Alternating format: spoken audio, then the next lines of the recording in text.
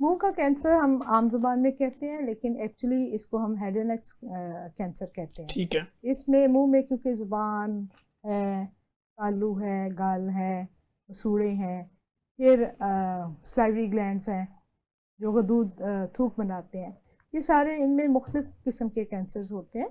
और मगर हम इन सब को इकट्ठा करके मुंह का कैंसर कहते हैं।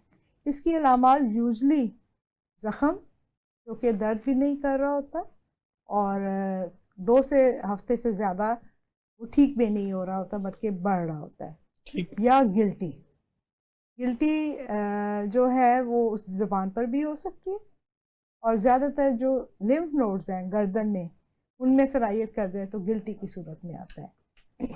क्योंकि इस कैंसर का चैलेंज ये है कि हमारी मुंह की क्योंकि टिश्यूज़ ऐसी हैं कि इनका साइज़ बहुत बड़ा नहीं होता। ठीक। अगर एक मटर के दाने के बराबर कैंसर हो, जिसको हम बाद में फिर हम देखते हैं कि किस स्टेज में है। आमतौर पे जब भी कैंसर की तशख़ीस होती है तो ये पूछा जाता है स्टेज क्या है। तो एक तो बायोप्सी से टेस्ट करके वो अंडर द माइक्रोस्कोप पता चलता है कि एक टाइप क्या है। दूसरा हमें क्लिनिकल एग्जामिनेशन या इमेजिंग के साथ पता चलता है कि ये कितना सरायत कर गया है। ठीक। सरायत में ज़्यादातर जो लिम्फ नोड है, गदूद है, उनमें, या कहीं लंग्स में, या बाकी डिस्टेंस मेटास्टेसिस। तो इसकी जो है इस कैंसर की चैलेंज ये है कि इसका रिकरेंस रेट बहुत हाई होता है। ठीक। और स्पेशली जब एडवांस स्टेज आ जाए, स्टेज 4 या स्टेज 3, हमारे मरीज ज़्यादातर स्टेज 3-4 में आते हैं। ठीक है, जब रिपोर्ट होते हैं। और वही चैलेंज है। स्टेज 1 का जो है एक मटर के दाने के बराबर आप निकाल देंगे, आप दोबारा स्टिच कर देंगे, कोई ऐसा डिफेक्ट नहीं आएगा। ठीक। गालों पे, होंठों पे थोड़ी सी प्लास्टिक सर्जरी के बाद ठीक हो जाता है, और दोबारा होने के भी चांस, 5 ईयर सर्वाइवल रेट बहुत बेहतर है। ठीक है। लेकिन यही अगर एक जिसे कहते हैं अखरोट तो खैर बहुत बड़ा होता है, बादाम के साइज का हो जाए, जुबान पे बादाम एक बड़ा हो, वो निकलेगा तो साफ नजर तो भी आएगा। आधी जुबान तो निकल गई ना, ऐसे ही फंक्शन तो खत्म हो गया, उस फंक्शनल डेफिशिएंसी बहुत ज़्यादा हो गई। ठीक है। अगर आप फ्लैप लगा भी देंगे, उसको स्ट्रक्चर को बना भी देंगे, उसकी हैयत कोई कर भी देंगे, तो वो बहुत है। और दूसरा इसकी चैलेंज ये है कि इस कैंसर में जो एडवांस स्टेज होती है, इसमें जो सर्जरी है वो भी काफ़ी लेबोरियस है। ठीक है। और उसमें पेशेंट का सेहतमंद होना भी बहुत ज़रूरी है, और एज भी। ठीक। कोई डायबिटीज़ या ये चीज़ें कॉम्प्लिकेट करती हैं।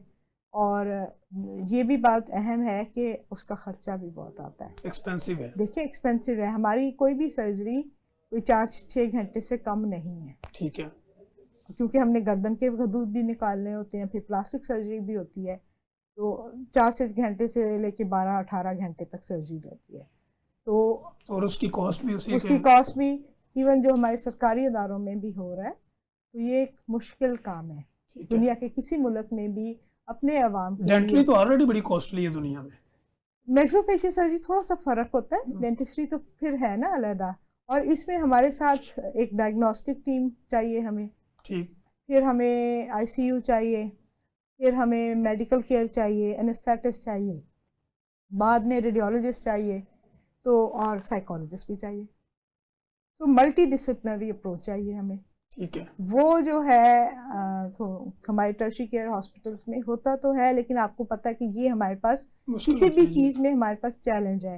हमारी जो कलेक्टिव पेशेंट केयर है ना, वो उसमें हमारे पास कोऑर्डिनेटेड मिशन में इशू है। इसीलिए हम मल्टी डिसिप्लिनरी हमारी अप्रोच में अभी कमी है। ठीक है। तो हर मरज में कमी है, तो इसमें भी है। बिल्कुल।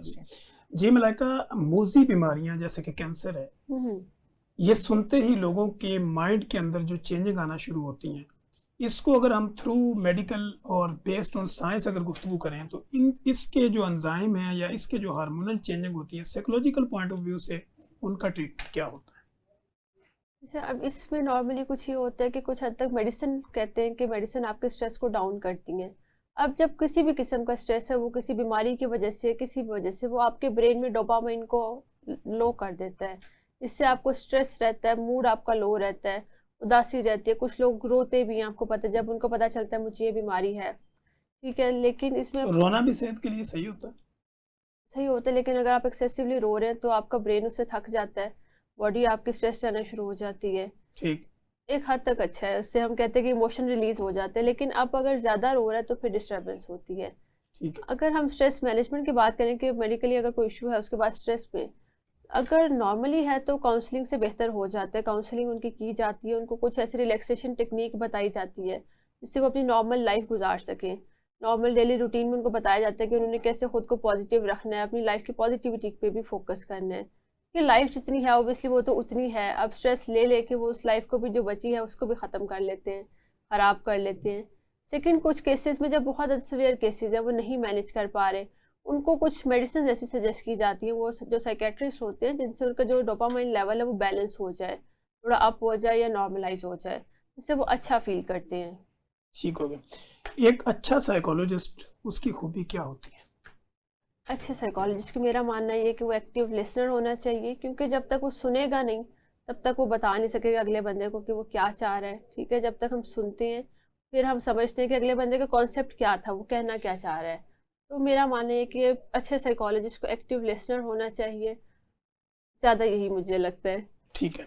और अगर हम साइकोलॉजी के काउंसलिंग की ड्यूरेशन की बात करें तो वो पेशेंट टू पेशेंट वेरी करती है, या हर एक बीमारी के ऊपर आपका ये है कि इतने मिनट का सेशन देना है? अच्छा, स्पेसिफिक वो मोस्टली डिफरेंट होते हैं सबके। अगर हम बात करें कि जो ज़्यादातर होते हैं वो 1 आवर के सेशंस होते हैं। ठीक। जी जी, पाकिस्तान में आउट ऑफ कंट्री भी जितने नॉर्मली लोग प्रेफर करते हैं 1 आवर के सेशंस ही होते हैं हॉस्पिटल्स में, 45 मिनट्स टू 1 आवर। उससे ज़्यादा ही होता है कि आपको पता है कि एक टाइम के बाद जो पेशेंट है वो भी थक जाता है, जो साइकोलॉजिस्ट है वो भी फेड अप हो जाता है कि प्रॉब्लम सुन सुन के, या वो बता बता के कि अब बस मैं थक गया हूँ। तो मेरे ख्याल से 45 टू 1 आवर काफ़ी अच्छा टाइम होता है, आप सुन सकते हैं, इजीली रिस्पॉन्ड कर सकते हैं, और ये काफ़ी लंबा ड्यूरेशन होता है ठीक। कि आप अपने मसाइल को डिस्कस कर सके, जो पेशेंट है साइकोलॉजिस्ट उनको रिस्पॉन्स करे या एड्रेस करे। बाकी ठीक। जी जी, और ये सीबीटी क्या होता है? सीबीटी ये साइकोलॉजी की एक बहुत इंपॉर्टेंट टेक्निक है जो पेशेंट पे यूज़ की जाती है, कॉग्निटिव बिहेवियरल थेरेपी। ठीक है। उनकी कॉग्निशन में, मतलब उनकी थॉट प्रोसेसिंग में, जैसे डिसीजन मेकिंग पावर में, उनके कोई जो जजमेंट की पावर है, कोई भी इस तरह से है थिंकिंग प्रोसेसेस, ठीक। उनमें जब इश्यूज आ जाते हैं, आपने देखा है लोग अपने बारे में नेगेटिव जजमेंट्स करना शुरू कर देते हैं कि मैं बुरा हूँ या हमेशा मेरे साथ ही बुरा होता है, ठीक है। अभी इसकी कॉग्निशन का इशू है, कॉग्निटिव डिस्टॉर्शन है, तो इसमें हम सीबीटी अप्लाई करेंगे, उसके कॉग्निशन पे वर्क करेंगे, उसको नॉर्मल करने की कोशिश करेंगे। सेकंड, अगर इसका जो पार्ट है बिहेवियरल थेरेपी, अगर हम बात करें कॉग्निटिव बिहेवियरल थेरेपी, बिहेवियर जब हमारे डिस्टर्ब होते हैं, जैसे गुस्सा आना, बहुत ज़्यादा सैडनेस हो जाना, वो बिहेवियर है हमारा, बहुत गुस्सा आता है, एंगर मैनेजमेंट होती है, सीबीटी की कुछ सब पार्ट्स होते हैं, सब टेक्निक्स होती हैं जो हम पेशेंट्स पे अप्लाई करते हैं उनके कॉग्निशन को बेहतर करने के लिए, उनके थॉट प्रोसेसेस को, उनके बिहेवियर्स को बेहतर करने के लिए। ये ओवरऑल वर्क करती है, इसकी काफ़ी सारी टेक्निक्स होती हैं।